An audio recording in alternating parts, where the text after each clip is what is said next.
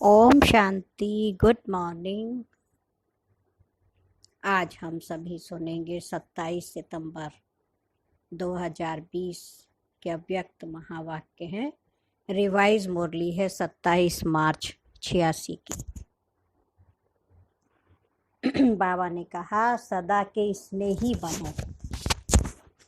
2-4 दिन के लिए नहीं, सदा के स्नेही बनना है।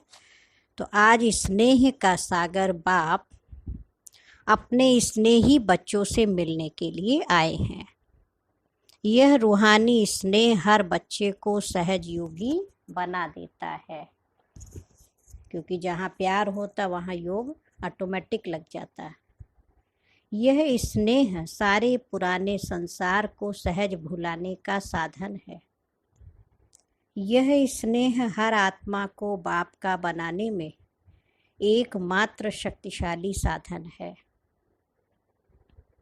स्नेह ब्राह्मण जीवन का फाउंडेशन है। स्नेह शक्तिशाली जीवन बनाने का, पालना का आधार है।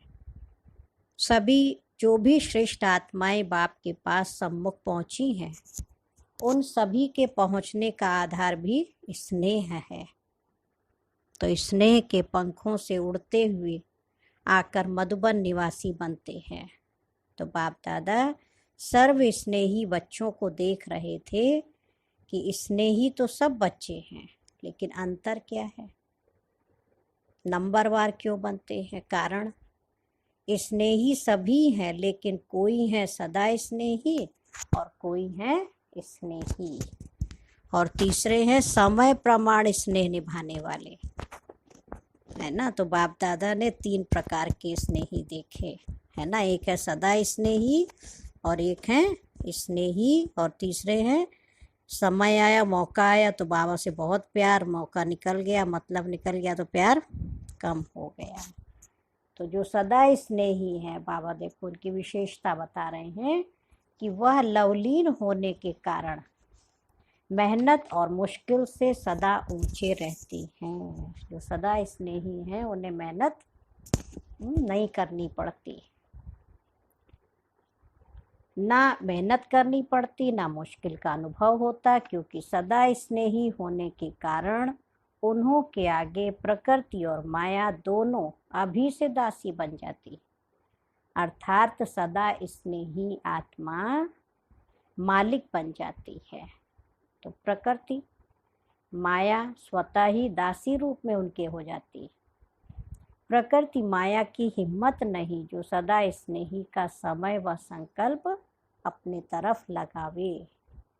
सदा स्नेही आत्माओं का हर समय हर संकल्प है ही बाप की याद और सेवा के प्रति। इसलिए प्रकृति और माया भी जानती है कि ये सदा स्नेही बच्चे संकल्प से भी कभी हमारे अधीन नहीं हो सकते, क्योंकि सदा ही लव में लीन है, सदा प्यार के अनुभव में खोए हुए हैं। सर्व शक्तियों के अधिकारी आत्माएं हैं। सदा स्नेही आत्मा की स्थिति का ही गायन है, एक बाप दूसरा ना कोई। बाप ही संसार है। दूसरे नंबर के स्नेही आत्माएं स्नेह में रहती जरूर हैं, लेकिन सदा न होने के कारण कभी कभी मन के संकल्प द्वारा भी कहाँ और तरफ स्नेह जाता। बहुत थोड़ा बीच बीच में स्वयं को परिवर्तन करने के कारण कभी मेहनत का कभी मुश्किल का अनुभव करते, लेकिन बहुत थोड़ा। जब भी कोई प्रकृति व माया का सूक्ष्म वार हो जाता है तो उसी समय स्नेह के कारण याद जल्दी आ जाती है, और याद की शक्ति से अपने को बहुत जल्दी परिवर्तन भी कर लेते हैं। लेकिन थोड़ा सा समय और फिर भी संकल्प मुश्किल या मेहनत में लग जाता है। तो कभी कभी स्नेह साधारण भी हो जाता है, कभी कभी स्नेह में लवलीन रहते। स्टेज में फर्क पड़ता रहता है ना। सदा एक रस नहीं रहता, लेकिन फिर भी ज़्यादा समय या संकल्प व्यर्थ नहीं जाता है। इसलिए स्नेही है, लेकिन सदा स्नेही ना होने के कारण सेकंड नंबर हो जाते। तो थर्ड नंबर क्या हुए फिर तीसरे, समय प्रमाण स्नेह निभाने वाले। ऐसी आत्माएं समझती हैं कि सच्चा स्नेह सिवाय बाप के और कोई से मिल नहीं सकता, और यही रूहानी स्नेह सदा के लिए श्रेष्ठ बनाने वाला है। ज्ञान अर्थात समझ पूरी है, और यही स्नेही जीवन प्रिय भी लगती है, लेकिन कोई अपनी देह के लगाव के संस्कार या कोई भी विशेष पुराना संस्कार व किसी व्यक्ति व वस्तु के संस्कार व व्यर्थ संकल्पों के संस्कार वश कंट्रोलिंग पावर न होने के कारण व्यर्थ संकल्पों का बोझ है व संगठन की शक्ति की कमी होने के कारण संगठन में सफल नहीं हो सकते, है ना। माना संगठन में जब सबके साथ रहें तो सफलता नहीं मिलती है, क्योंकि प्यार पूरा नहीं है। संगठन की परिस्थिति स्नेह को समाप्त कर अपने तरफ खींच लेती है, और कोई सदा ही दिल शिकस्त जल्दी हो जाते हैं। अभी अभी बहुत अच्छे उड़ते रहेंगे और अभी अभी देखो तो अपने आप से ही दिल शिकस्त, इसको क्या कहें, हाँ? ये स्वयं से दिल शिकस्त होने का संस्कार भी सदा स्नेही बनने नहीं देता है। खुद ही दिल छोटी हो जाती है, सोचते क्या करें, हाँ, दिल शिकस्त हो जाते हैं तो सदा स्नेही नहीं बन पाते हैं। किसी न किसी प्रकार का संस्कार परिस्थिति की तरफ, प्रकृति की तरफ आकर्षित कर देता है, और जब हलचल में आ जाते हैं तो स्नेह का अनुभव होने के कारण, स्नेही जीवन प्रिय लगने के कारण फिर बाप की याद आती है। प्रयत्न करते हैं कि अभी फिर से बाप के स्नेह में समा जावें, तो समय प्रमाण, परिस्थिति प्रमाण हलचल में आने के कारण कभी याद करते, कभी युद्ध करते। युद्ध की जीवन ज़्यादा होती और स्नेह में समाने की जीवन उसके अंतर में कम होती है, इसलिए तीसरा नंबर बन जाते, है ना। फिर भी विश्व की सर्वात्माओं से तीसरा नंबर भी अति श्रेष्ठ ही कहेंगे, क्योंकि बाप को पहचाना, बाप के बने, ब्राह्मण परिवार के बने, है ना। लेकिन कहलाएंगे तो थर्ड ही। बाबा प्यार का सागर है तो बच्चों को फिर भी उमंग उत्साह देते, लेकिन हमें तो लक्ष्य क्या रखना है, हाँ, फर्स्ट नंबर में आने का, है ना। ऊंचे ते ऊंची ब्राह्मण आत्माएं ब्रह्मा कुमार, ब्रह्मा कुमारी कहलाते, इसलिए दुनिया के अंतर में वह भी श्रेष्ठ आत्माएं हैं, लेकिन संपूर्णता के अंतर में तीसरा नंबर है। तो इसलिए ही सभी हैं, लेकिन नंबरवार हैं। नंबर 1 सदा स्नेही आत्माएं, सदा कमल पुष्प समान न्यारी और बाप की अति प्यारी हैं। स्नेही आत्माएं न्यारी हैं, प्यारी भी हैं, लेकिन बाप समान शक्तिशाली विजयी नहीं है, लवलीन नहीं है, लेकिन स्नेही है। उनों का विशेष यही स्लोगन है, तुम्हारे हैं तुम्हारे रहेंगे। सदा ये गीत गाते रहते हैं, है ना। फिर भी स्नेह है इसलिए 80% सेफ रहते हैं, लेकिन फिर भी कभी कभी शब्द आ जाता है, सदा शब्द नहीं आता है। और तीसरे नंबर की आत्माएं बार बार स्नेह के कारण प्रतिज्ञाएं भी स्नेह से करते रहते, बस अभी से ऐसे बनना है, अभी से ये करेंगे, क्योंकि अंतर तो जानते हैं। प्रतिज्ञा भी करते हैं, पुरुषार्थ भी करते हैं, लेकिन कोई ना कोई विशेष पुराना संस्कार लगन में मगन रहने नहीं देता, विघ्न मगन अवस्था से नीचे ले आते, इसलिए सदा शब्द नहीं आ सकता, लेकिन कभी कैसे होने के कारण कोई ना कोई विशेष कमजोरी रह जाती है। तो ऐसी आत्माएं बाप दादा के आगे रोरिहान भी बहुत मीठी करते हैं, हुज्जत भी बहुत दिखाते हैं। हुज्जत माने हक रखते हैं ना, कहते हैं डायरेक्शन तो आपके हैं, लेकिन हमारी तरफ से करो भी, हाँ, आप और पावे भी हम, आप ही करो हम पाए। हुज्जत से स्नेह से कहते हैं, जब आपने अपना बनाया है तो आप ही जानो, बाप कहते बाप तो जाने लेकिन बच्चे माने तो सही। हाँ, लेकिन बच्चे हुज्जत से यही कहते कि हम माने ना माने आपको मानना ही पड़ेगा। तो बाप को फिर भी बच्चों पर रहम आता है कि हैं तो ब्राह्मण बच्चे, इसलिए स्वयं भी निमित्त बनी हुई आत्माओं द्वारा विशेष शक्ति देते हैं। लेकिन कोई शक्ति लेकर बदल भी जाते और कोई शक्ति मिलते भी अपने संस्कारों में मस्त होने के कारण शक्ति को धारण नहीं कर सकते। जैसे कोई ताकत की चीज खिलाओ और वो खावे ही नहीं तो क्या करेंगे। हाँ, बाप विशेष शक्ति भी देते हैं और कोई कोई धीरे धीरे शक्तिशाली बनते बनते तीसरे नंबर से दूसरे नंबर में आ भी जाते हैं।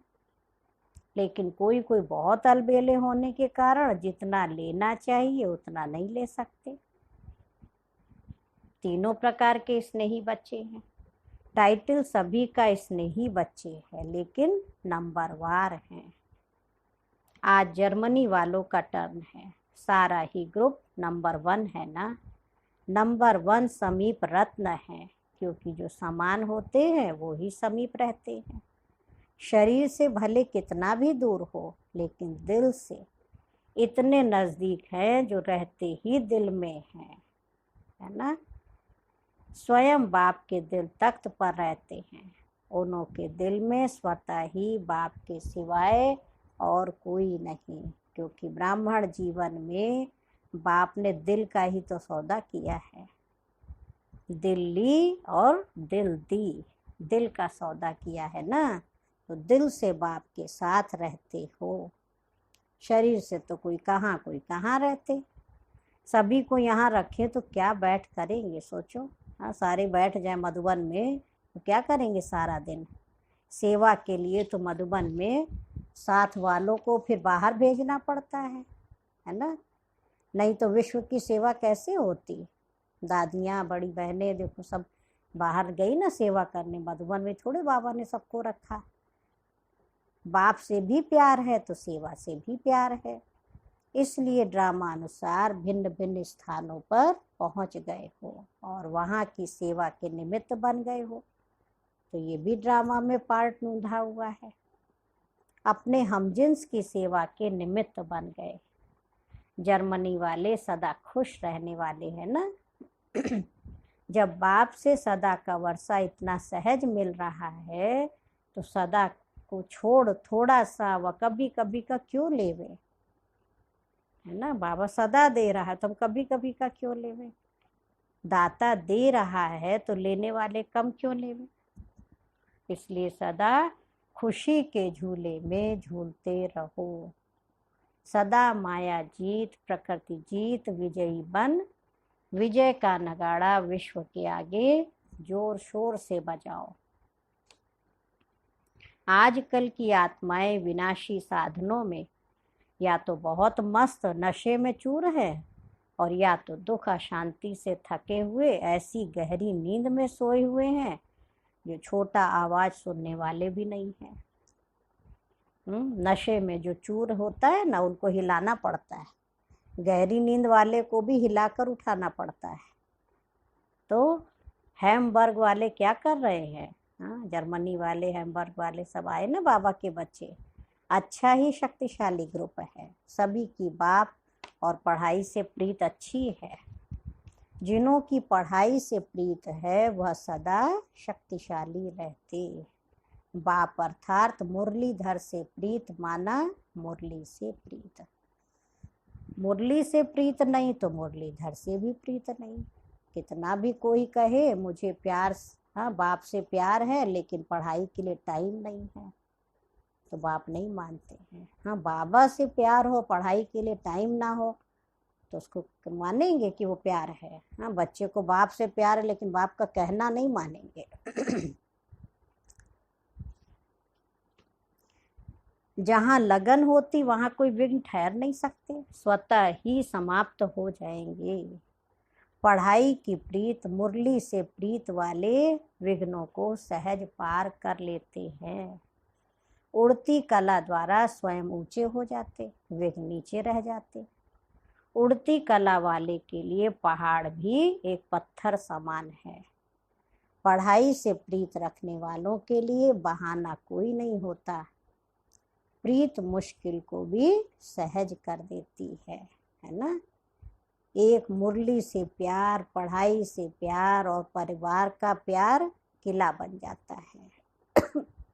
किले में रहने वाले सेफ हो जाते हैं। इस ग्रुप को ये दोनों विशेषताएं आगे बढ़ा रही हैं। पढ़ाई और परिवार के प्यार के कारण एक दो को प्यार के प्रभाव से समीप बना देते। और फिर निमित्त आत्मा भी कौन? हाँ, पुष्पाल दादी भी प्यार वाली मिली, विदेश में सेवा किया दादी ने, है ना। स्नेह भाषा को भी नहीं देखता। स्नेह की भाषा सभी भाषाओं से श्रेष्ठ है। सभी उनको याद कर रहे हैं, बाप दादा को भी याद है, अच्छा ही प्रत्यक्ष प्रमाण देख रहे हैं। बाबा कह रहे सेवा की वृद्धि हो रही है, जितना वृद्धि करते रहेंगे उतना महान पुण्यात्मा बनने का फल सर्व की आशीर्वाद प्राप्त होती रहेगी। पुण्य आत्मा ही पूज्य आत्मा बनती है। अभी पुण्य आत्मा नहीं तो भविष्य में पूज्य आत्मा नहीं बन सकते। पुण्य आत्मा बनना भी जरूरी है। अच्छा, फिर अव्यक्त मुरलियों से चुने हुए प्रश्नोत्तर हैं। पहला प्रश्न है, ब्राह्मण जीवन का विशेष गुण, श्रृंगार व खजाना कौन सा है? उत्तर है संतुष्टता। जैसे कोई प्रिय वस्तु होती है तो प्रिय वस्तु को कभी छोड़ते नहीं हैं। संतुष्टता विशेषता है। ब्राह्मण जीवन के परिवर्तन का विशेष दर्पण है। जहाँ संतुष्टता है वहाँ खुशी जरूर है। यदि ब्राह्मण जीवन में संतुष्टता नहीं तो वह साधारण जीवन है। दूसरा प्रश्न है, संतुष्ट मणियों की विशेषताएं क्या होंगी? उत्तर है, संतुष्ट मणियाँ कभी किसी भी कारण से, स्वयं से, अन्य आत्माओं से, अपने संस्कारों से, वायुमंडल के प्रभाव से असंतुष्ट नहीं हो सकती। वे ऐसे कभी नहीं कहेंगी कि हम तो संतुष्ट हैं लेकिन दूसरे असंतुष्ट करते हैं। बाबा कह रहे कुछ भी हो जाए, संतुष्ट मणियाँ अपने संतुष्टता की विशेषता को छोड़ नहीं सकती। अगला प्रश्न है, जो सदा संतुष्ट रहते उनकी निशानियां क्या होंगी? उत्तर है, उसमें देखो 5-6 विशेषताएं बाबा ने बताई संतुष्ट आत्माओं की। पहला, जो सदा संतुष्ट रहता है उसके प्रति स्वतः ही सभी का स्नेह रहता है ना, क्योंकि संतुष्टता ब्राह्मण परिवार का स्नेही बना देती है। सेकंड है, संतुष्ट आत्मा को सभी स्वयं ही समीप लाने व हर श्रेष्ठ कार्य में सहयोगी बनाने का प्रयत्न करेंगे।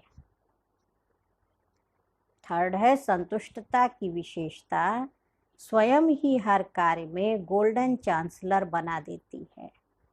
उन्हें कहना या सोचना भी नहीं पड़ता है। नेक्स्ट है, संतुष्टता सदा सर्व के स्वभाव संस्कार को मिलाने वाली होती है। वह कभी किसी के स्वभाव संस्कार से घबराने वाले नहीं होते। फिफ्थ है, उनसे सभी का स्वतः ही दिल का प्यार होता है। वह प्यार लेने के पात्र होते हैं। संतुष्टता ही उस आत्मा की पहचान दिलाती है। हर एक की दिल होगी, इनसे बात करें, इनसे बैठें। नेक्स्ट है, संतुष्ट आत्माएं सदा माया जीत हैं ही, क्योंकि आज्ञाकारी हैं। सदा मर्यादा की लकीर के अंदर रहते हैं। हाँ, माया को दूर से ही पहचान लेते हैं। अच्छा, नेक्स्ट क्वेश्चन है, यदि समय पर माया को पहचान नहीं पाते, बार बार धोखा खा लेते, तो उसका कारण क्या है? उत्तर है, पहचान कम होने का कारण है सदा बाप की श्रेष्ठ मत पर नहीं चलते। कोई समय चलते, कोई समय नहीं। कोई समय याद करते, कोई समय नहीं करते। कोई समय उमंग उत्साह में रहेंगे, कोई समय नहीं रहेंगे।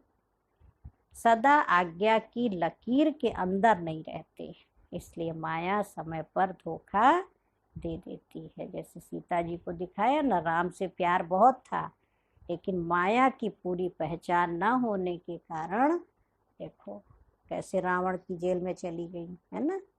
माया में परखने की शक्ति बहुत है। बाबा के बच्चों में शक्ति हो ना हो परखने की, लेकिन माया में परखने की शक्ति बहुत है। माया देखती है कि इस समय ये कमजोर है, तो उस कमजोरी द्वारा अपना बना लेती है। माया के आने का रास्ता है ही कमजोरी, इसलिए बाबा कहते कमजोर नहीं बनो। अगला प्रश्न है, माया जीत बनने का सहज साधन कौन सा है? उत्तर है, सदा बाप के साथ रहो।